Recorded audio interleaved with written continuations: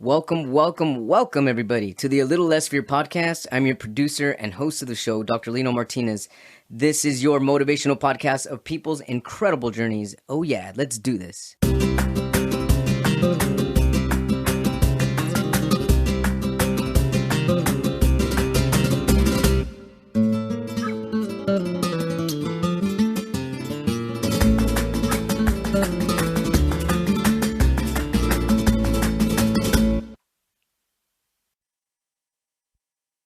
Welcome back, everybody, to the Little Less Fear podcast. Today, I would like to introduce Troy Hadeed.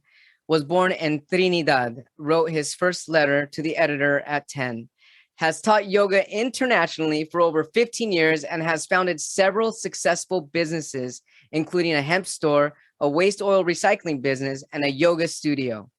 He has walked coast to coast across Central America, navigated the world on a ship, spent prolonged periods in silence, and is continuously seeking to make sense of the human experience. In all things, Troy hopes that his life will assist others in rediscovering a relationship with the God of their understanding while inspiring people to embody more compassion, understanding, and love. Welcome to the Little Less Fear podcast, Troy. Yeah, Lino, thank you for having me. What an introduction that is. Thank you. Absolutely, a pleasure. You made it all sound so good. Thank you. Excellent. So you are in Trinidad right now? I'm in Trinidad. Yeah. And you've been there your whole life? Yeah, I mean, I've traveled quite a bit. I went to university in Tampa, Florida, and I've done traveling before and after that. But this is where I was born, this is where I live, and this is home. Awesome. Well, I've never been there, but I can imagine it's beautiful, and I would love to go there one day. Yeah, it's amazing. You're welcome. You should come visit. It is such a beautiful, magical place. But we, like any third world country and a third world island, like anyway, we have our challenges with leadership and corruption, and people in Trinidad don't necessarily value the majesty of the environment that we're blessed with, and But our culture is amazing. Our people are beautiful. It is really a very blessed place. Excellent. Troy, so you're an author, a yoga teacher, and social entrepreneur. Tell us about your journey to where you are at today. What brought you to where you are currently at today? Oh, that's a good question. What brought me to where I am at today is a lot of very divinely inspired moments.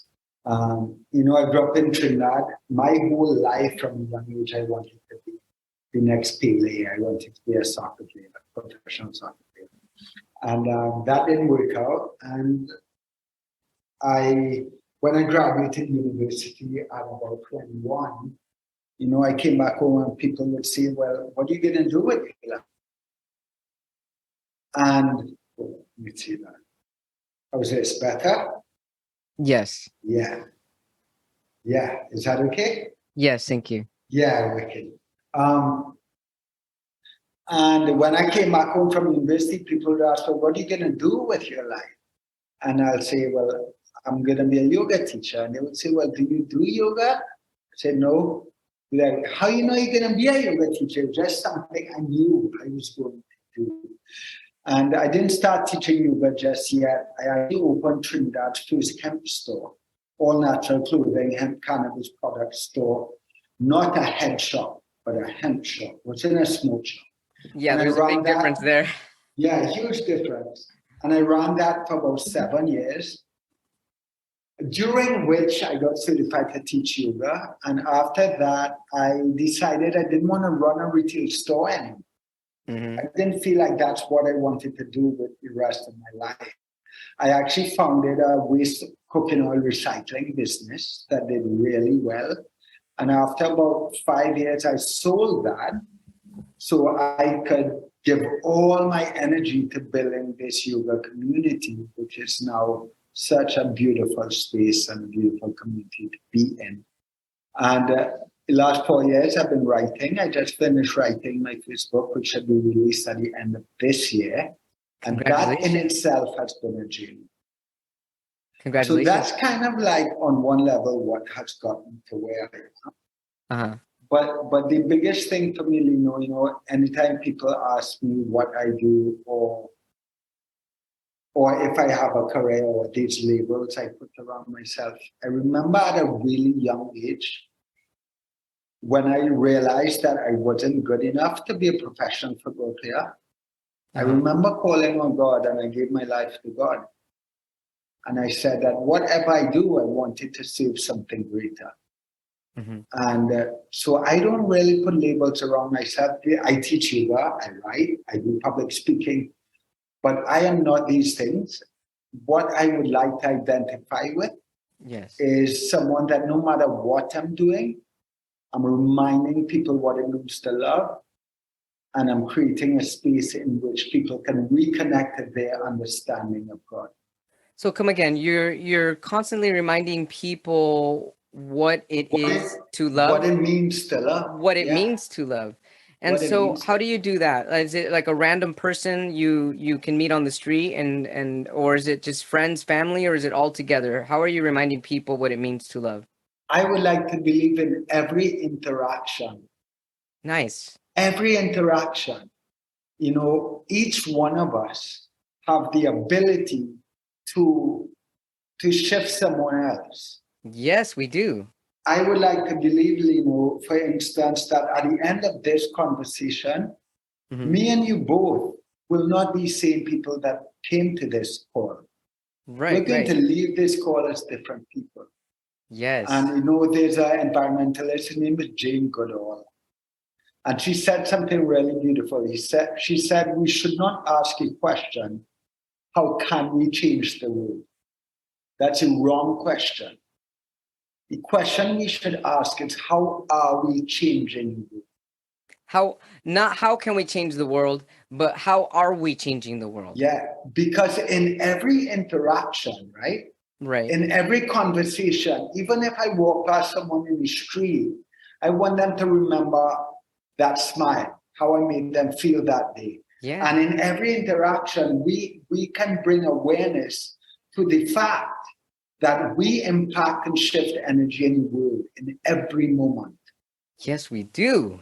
So how do we shift energy? It's a question. And if we are in this introspective state, we can constantly look at our lives, our choices, our decisions, the way we show up, and we can see how we shift energy in the world. So to answer your question, I'm human. I will make mistakes. There are times when I will be out of alignment. And I will live and act from not my higher self, from a lower self. Sure. But I hope that when that happens, I can see that so I can do better. Yes. My intention is in every interaction to remind someone what love means. So we are having an interaction here, and thank you for this open discussion. So how can you remind me and our listeners what it means to love? Well, first of all, I would say that there's nothing anyone can do, I don't think. I could be proven wrong, so I shouldn't say that, because I think when statements like that, the universe comes at you and humbles you down. But I would invite listeners to consider that every individual in a human body, regardless of what that body is, we are all seeds of God. Yes. Seeds of divinity that have been conditioned. And that these bodies are not actually who we are. These bodies carry conditioning. And all of us have our own conditioning. And some of that is good conditioning. Some of that is bad conditioning.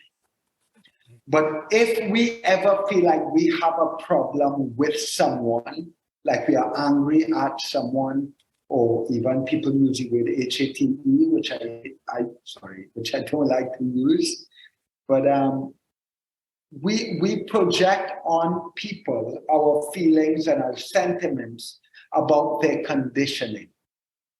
Right. So we can disapprove and dislike of someone's conditioning. But it's not them specific. It's the condition, the things that they have gotten from outside forces, or even environmentally, or even past that, maybe even ancestral, but they're not aware of it. And because of that, it's conditioned. Exactly. And this is the identity crisis I talk about, right? My editor said to me the other day in reviewing the book, she's like, can you really say that everyone is in an identity crisis? And I said, absolutely, as long as they're in human form. Mm-hmm. Because as long as you're in human form, you're constantly facing this narrative that this is who you are. Right. That this body is who you are. And in reality, it's not. No one can convince me of that.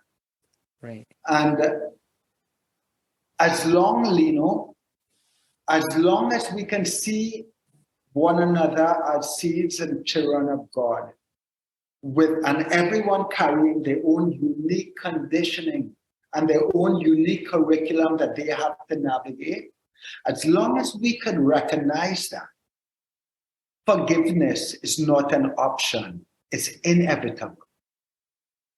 Forgiveness is inevitable. It's not an option any longer. How is forgiveness inevitable? Well, because if you can see past someone's conditioning, right, then the only thing there is divinity. Right. The only thing there is a child of God. And if you can see past someone's conditioning, then you understand how their conditioning has shaped their actions. Mm-hmm. And rather than judge them, right, we are now in a space where rather than judge them, we want to make them feel safe so we can help them reprogram that conditioning. You know, I have this amazing quote on my arm in ink, and I discovered it a few years ago, but I still haven't found the author. The author keeps coming up as unknown. Mm-hmm. But it was so powerful, I had to put it on my arm forever. And I wish I discovered it 20 years earlier. It says this, Lino. It says, I have not come to teach. I have come to love. And love will teach. Oh my goodness. That's incredible. I have not come to teach. I have come to love. And love is... Love will teach. And love will teach.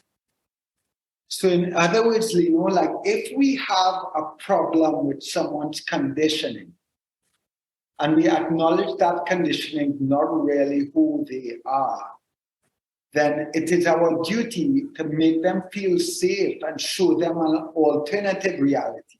Yeah. So we can reprogram their conditioning, mm-hmm. rather than judge them for it. And you know, make them feel guilty and full of shame. Now, don't get me wrong. There are deeds in our world that need to be punished so we can set our boundaries on what is acceptable and what is not. That is understandable. But someone can have to, if someone does a deed that is extremely inhumane, that our world, of course, sees as absolutely wrong, you can punish someone and outcast them and judge them. Or you can have them serve punishment while being loved and supported in a compassionate, understanding way. How would somebody get punished and be supported in a loving, compassionate way at the same time? I think things like reform, mm-hmm. therapy, opportunities. You know, I do a keynote presentation tomorrow, and I'm going to show this video. I don't know if you've seen it, but it's a documentary called Human. Human? No, I have not seen it. Yeah, I could send you a link on WhatsApp. Maybe you could put a link in keynotes for this show. Okay. But it's an amazing clip. I interview with this guy. I want to say it's in New York, and he's on death row. Okay. And he's explaining that he grew up with his stepfather beating him and strangling him with extension cords. And his stepfather would beat him and tell him, I'm only doing this because I love you. So he grew up believing that this was what love was. Mm-hmm. And he's now on death row for murdering a woman, child. Mm-hmm.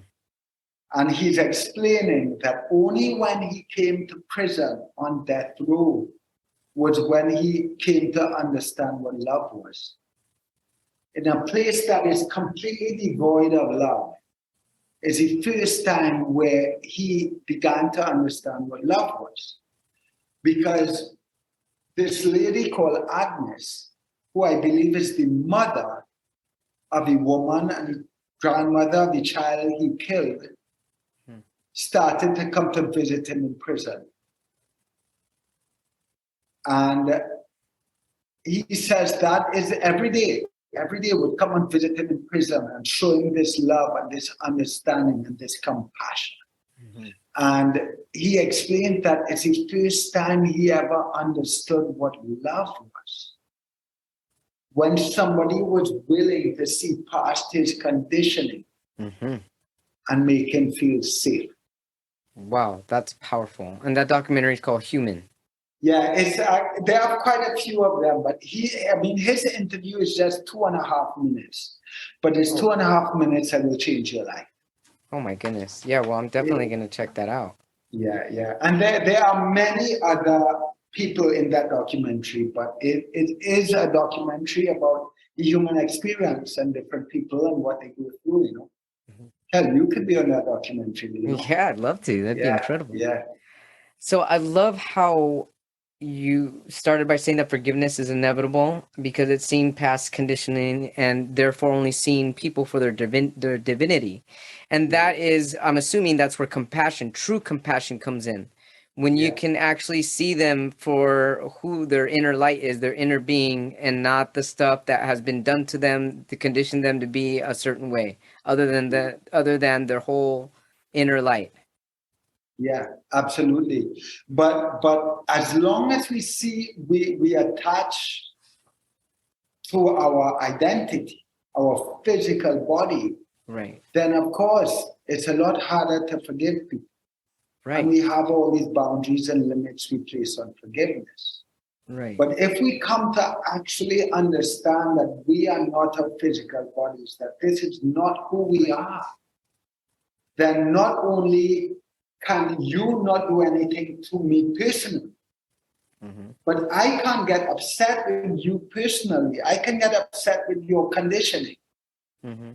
which you embody, but it's not personal. Right. Because below this conditioning, below this identity in physical form, there is no Lino and Troy. Mm-hmm. We are part of one whole, and I think this is what we've forgotten. And I understand why we've forgotten it. Because from the day I was born, I was told, I am Troy and this is my body. Right. And you were told that, not Lino, I don't know if your name was Lino back then, but you were given a name and told that was your body. Right.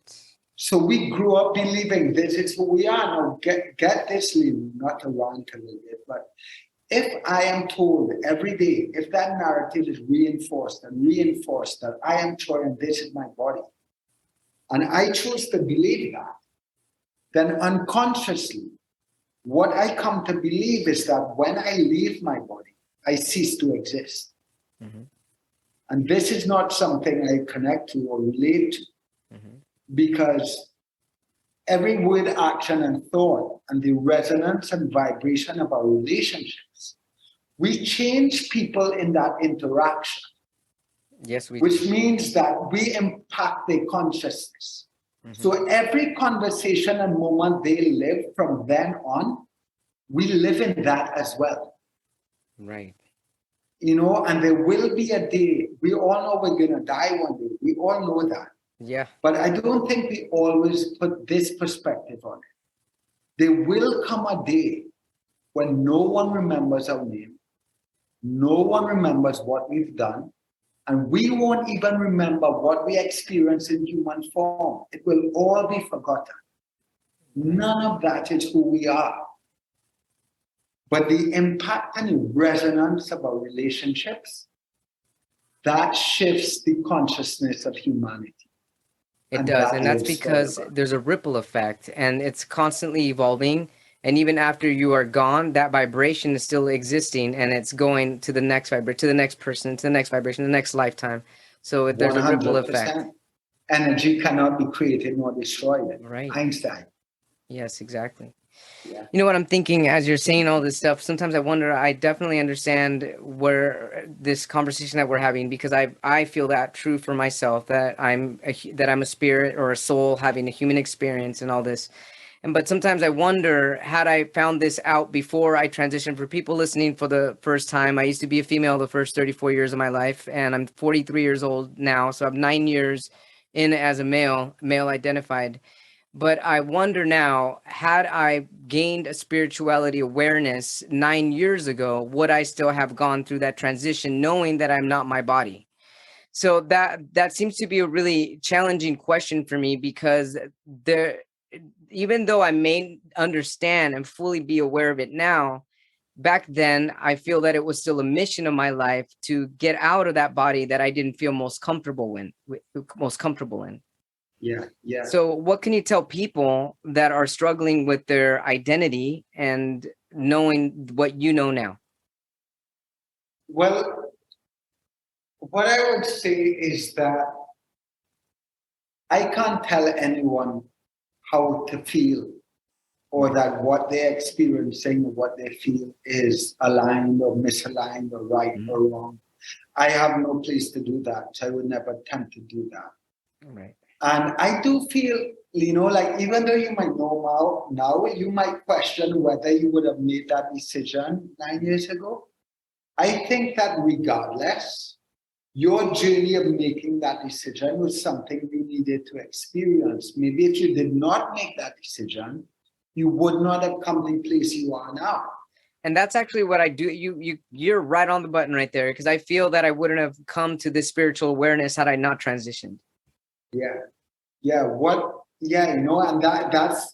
that in itself is beautiful. I would invite listeners in that situation to acknowledge that I think we have two voices.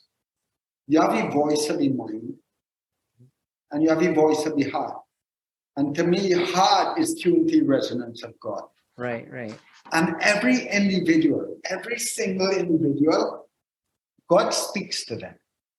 God speaks whatever somebody relates to as God.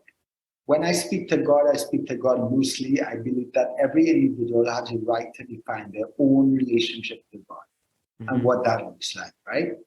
But whatever that force is, that intelligence is, I believe it speaks to every single individual. Absolutely, I feel that. And I believe that when we have these big decisions or struggles to make, we have to go into a space of honest introspection. If you are enjoying this episode 179 with Troy Hadeed, we can take a discussion and converse about these topics on the Uchi app, UCHI. There's more information on the Uchi app at the very end of this episode. Thanks so much, and I look forward to connecting with you. Authentic, honest introspection. And we have to look at what is programming that we are confusing with our intuition. And what is actually intuition? Because a lot of the time we have these narratives and this conditioning that tells us we should be a certain way. We have to look and act a certain way. We worry about what people would think, what people would say, how we fit in society. And then there's the opposite. Because sometimes we want to be in so much rebellion that we blindly revolt against the conditioning. Right. And that's still conditioning. It's just another kind of conditioning. Right. And I think if we can really quiet our minds a little bit and come into a space of stillness, we're going to know. And that voice is going to be scary. But just like you, Lino, just like when you told me you got a voice, a download, I call it, to start a podcast, it's the same very download I got that told me I had to change my diesel vehicle to run on vegetable oil. That didn't make any sense to me. Right. But if you listen to this voice, step by step, in every moment, you might not know where it's going to lead you. Mm-hmm. But if you listen and you trust and you have faith, I heard someone say once that there is an intelligence that dreams far greater than we could ever imagine. Absolutely. And I believe if we listen to that voice, that intelligence begins to craft a life for us. I agree. Troy, how does somebody differentiate between the voice in their mind versus the voice in their heart? Yeah, that's a good one. It's not easy. I mean, I'm still learning too, but I think a voice of the mind is always concerned, like I mentioned, with how it would appear to people, what people would think. The voice of the mind, in a lot of ways, to me, is driven by fear. It's concerned with our acceptance. It's concerned with our safety. It's concerned with that everything's going to be okay, right? Mm-hmm. The voice of the heart, for me, it doesn't question anything. It's like, you have to do this. Boom. And you're like, what? Okay. Or you start to doubt it. But it's the mind that starts to doubt it. Right. It's always the mind that doubts. I feel that the mind very often, if it's the voice of the mind, it asks the questions like if and how. Or if and when and but, if. The voice of the heart will only ask how. Okay, I see. The voice of the heart is so clear. It's an intuition that tells you without a doubt, this is the stand you need to make. Mm-hmm. This is the direction you need to go. And I always, this as well is a very good reminder for us, because I always like to say that sometimes the voice of the heart will lead you to areas of desperation. It will lead you onto a battlefield where you feel like you are being beaten.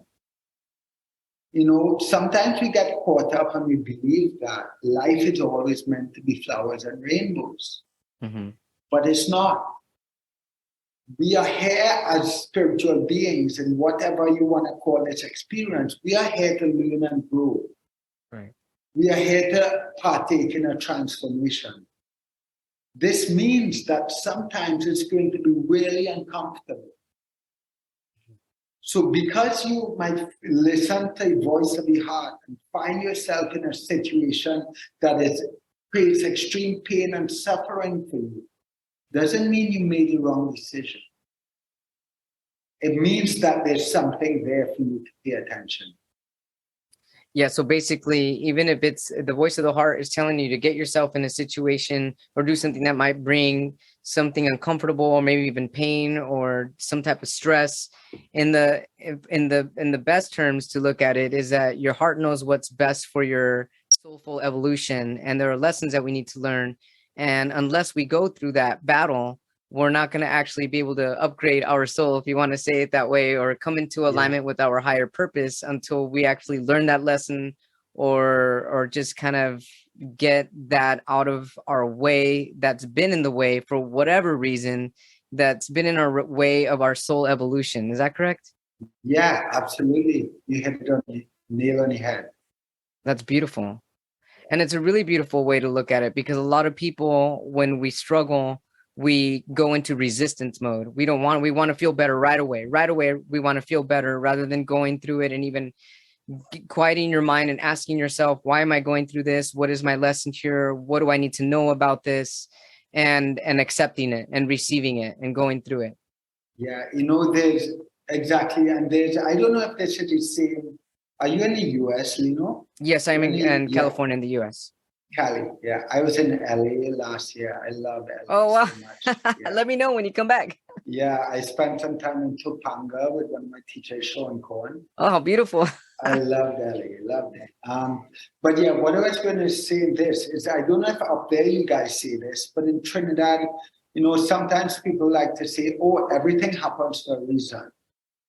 Good? Mm-hmm. Great, sure, we know that already. But that has elements of avoidance to it. That's like putting your hands up in the air and saying, no, I'm just going to go with this because everything happens for a reason. But do we have the courage to try to find out what that reason is? That's so true. A lot of people don't. They throw their hands up. It's happening for reasons, so let's let it be it. Yeah. Rather than what's the lesson learned here? What's going on? What is the reason? Why is this happening? Yeah, because for us to get that, we have to actually do the work. A lot of people now talk about doing the work. I'm using parentheses on my fingers. Doing the work is very uncomfortable stuff. It means looking at our own darkness. It means feeling all of the human experience, not just running away when we feel negative things. It means actually feeling it and trying to understand it. And another thing I hear people say sometimes, I'm going to go with the flow. I'm just going to go with the flow. Well, going with the flow is a massive element of disassociation and avoidance. Mm-hmm. We're not in human form to go with the flow. We're in human form to create and engage and interact with life. You know, and I think sometimes we say a lot of things and we don't really get the depth of what it actually means. You know? Thank you for that, Troy. So I noticed that you've got your own perspective as well on manifestation and the power of thought. What can you say about manifestation and the power of thought? Yeah, as you might already tell, I have this little thing with New Age spirituality because I think we talk about all these terms and we make things sound all flowery and great and use them as marketing, but we're not really getting the depth of what this actually means, right? The word manifestation is one of those things. It's a new age word that everybody loves to use. Right. Yeah, it's a trendy word. Yeah, everyone's just using it. Really trendy. Well, first off, I say this. Manifestation to me is a new age word for prayer. Manifestation is prayer. That's so true. Right? It really is.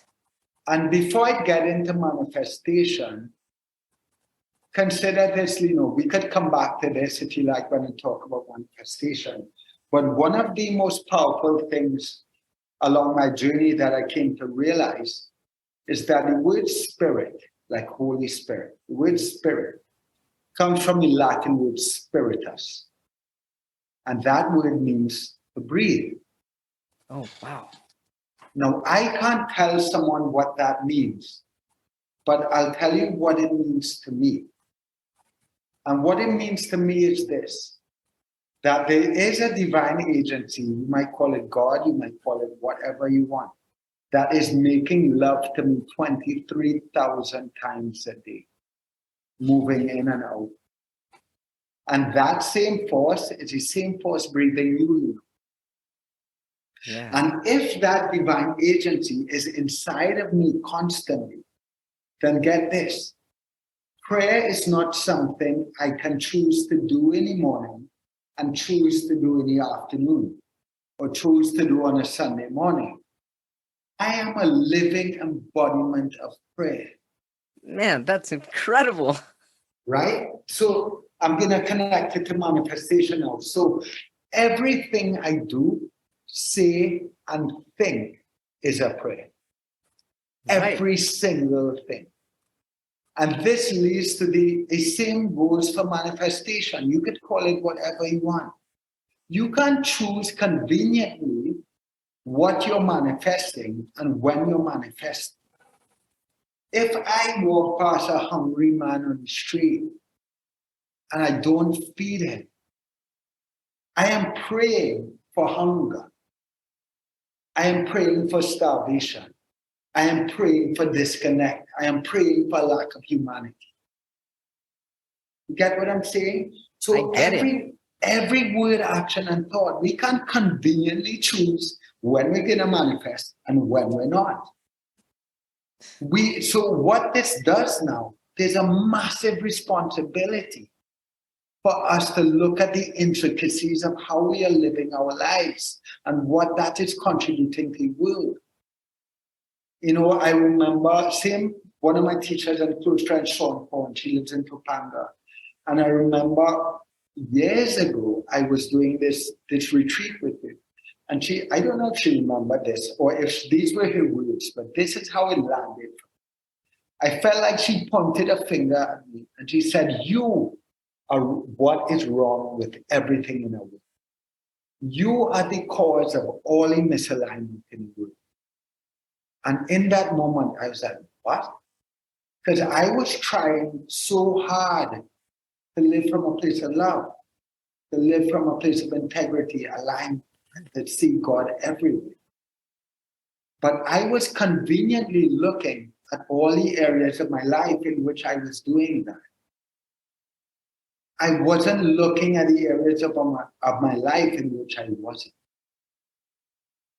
And I feel that with regards to a lot of modern spirituality, this is what we're doing. We're looking at the areas of our life where we embody love, where we are courageous, where we are compassionate, where we are understanding. But we're not looking at the areas of our life where we're opposite of all those things. So what did you learn from that woman telling you this? From Sean. Well, that I believe had me start to reflect on all the things I did in my life unconsciously, not like I was doing them out of intention or consciousness alignment, but I was unconsciously contributing to things like greed and judgment and disconnect and even racial biases, right? Mm-hmm. Because this was all my conditioning. But there's a beautiful definition of yoga from, I believe it was a teacher called Krishnamacharya or Desikacharya's son. They say that yoga is the making of the unconscious conscious. Mm-hmm. So to me, when I teach vinyasa yoga, which a lot of people are very fast and aerobic style. But the way in which I teach vinyasa yoga is very slow and very intimate. And it's about bringing so much intention to every movement. Mm-hmm. Because this is what we need to do in our lives.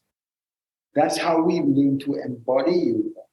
Is, can we live with this much intention? Can we live with this much intimacy? Because right now we live in a world where everything is so fast and disconnected. We're also conditioned. We're buying into all these narratives that we live in our lives, but there's such little intention. There's such little intimacy in the way we live our lives. And when we start to look at that and try to cultivate more intention in our lives, sometimes we see things we would rather not see, learn things about ourselves that we would rather not see. But the only way to turn light to darkness is we have to have the courage to see the darkness. I love how you said this, Troy. You basically said that little intentions is little intimacy.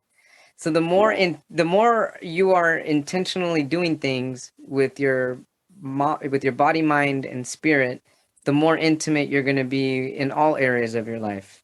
Yeah, absolutely. That's incredible. Yeah, it's thank you. It's we have this word that we threw around, especially in yoga and wellness world, namaste, right? Yes. And I saw a skit on namaste recently that was really fun. But the meaning of namaste is the God or light within me sees the God and the light within you. To me, this is the ultimate embodiment of yoga. To be able to see divinity in everyone and in everything. But get this, if we really were able to see God in every human being, how would we live our lives differently? It would be incredibly different. Even if in conflict. I'm not saying you can't be in conflict with God. Right. I'm not saying you can't disagree with God. He's going to poke us and trigger us for very specific reasons. Mm-hmm. But if we can remember that in every human being, in every experience, to see that God lives there. But to do that, you have to be present. You have to have that intention.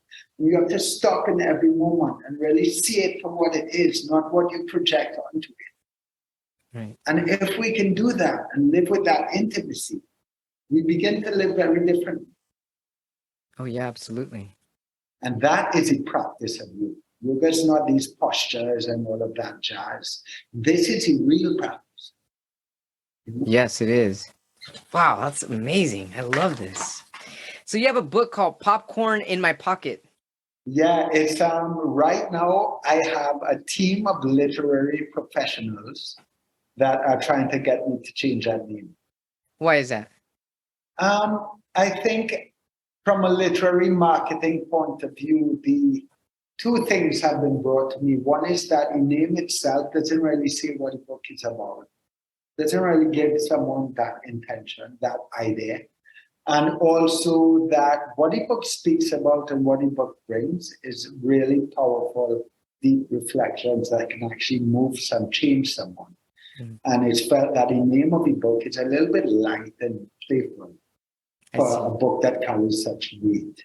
So I'm not too sure what's going to happen with the name of the book, but I invite people to stay posted, sign up for my newsletter, go to troyhadeed.com, stay posted for it. But I can't tell you what that name means. Okay. So what's also funny about that name, Lino, is when I was 20, I have a friend called me, Nino. When I was in my early 20s, I was with my girlfriend at the time, and we used to go to movies. And I remember very clearly one day we were in the car together, and I put my hand in my pocket, and I discovered some old popcorn, like from a week before. And I love popcorn. And I ate it. And I whispered to my girlfriend, popcorn in my pocket is going to be the name of my first book. This was 20 years ago. Mm-hmm. And it's taken a while to understand what that book could possibly mean. Right? Mm-hmm. So 4 years ago, I attempted to start writing again. And this is what came out. So the analogy of this title is that popcorn is a reference to all these spiritual insights and epiphanies and philosophies that we love to talk about. We love to post on social media. We love to repeat and repost and all this stuff. And a pocket is a spiritual pocket. And every individual has their own spiritual pocket. And what's happening in the world now is that we're just throwing popcorn around. We're reposting, we're talking, we're just throwing all this popcorn around. We're not actually asking, how does this apply to my life? Right. Where can I embody this? Mm-hmm. And that knowledge of these teachings, that understanding of these teachings, only comes when you have the courage to put it in your pocket and see how it fits. So this book is one in which I talk a lot about some spiritual teachings and reflections and insights. But I also share stories from my own life that reflect not only how I may have embodied them and come to realizations, but also how I feel to embody them. And then I then turn it back on the reader at the end of every chapter and ask the reader to reflect on their own lives and ask some really powerful questions. That's incredible. So hopefully popcorn in my pocket helps the reader discover popcorn in their own pocket. Wow, I love that. And I love the analogies too. That's incredible. Troy, what an honor it has been to connect with you on this level. I love this conversation. I feel like we can keep going and going and going. Where can our viewers, our watchers, and our listeners find you if they need to get a hold of you? Yeah, troyhadeed.com would be the absolute go-to. That is my website. You can sign up for my newsletter. I also have a player with all my podcasts and interviews, and this will be there as well when it's released. With regard to social media, I am most active on Instagram. So I would encourage people to follow me on Instagram, join my newsletter, and they will be the very first to find out about this book because it will be out towards the end of 2023. And Troy, your IG handle, what's your IG handle? Troy Hadeed. Troy Hadeed. Yeah. Troy Hadeed, what a blessing indeed to be connected with your inner light, your divinity. Thank you so much for this connection. I wish you, your yoga studio, your book, everybody around you, tons of success. Keep shining your inner wisdom. Keep bringing that love on. And I'm definitely going to be doing the same thing. Yeah, thank you, Lino. Thank you for having me. That's been an honor, and I have a feeling we're going to remain friends. We already are. We're already friends. Yeah. So and let's namaste. Stay in touch. Namaste, love. I see you, brother. I see you. Thank you. Thank you all so much for all the listeners, the viewers, the watchers, and the subscribers. If you have not yet subscribed, go ahead and do so. And please share the story, share this journey, share this podcast with your friends and your family. You can find information on my book, details about my book on my website at www.alittlessfear.com, where you will also find my freelance poetry that I write. It's visual poetry with video for businesses. And for social marketing, if you are interested, please send me an email at alittlessfear@gmail.com. Again, my website is www.alittlessfear.com. And if you'd like to be on the show, you can also send me an email, or if you have any questions or comments, at alittlessfear@gmail.com. Feel free to also check out my YouTube channel, also titled A Little Less Fear Podcast, where you will catch all of these episodes on video on YouTube. Thank you all so much. I love you. Thanks for your support. Take care and keep shining on. Rock on. I love you.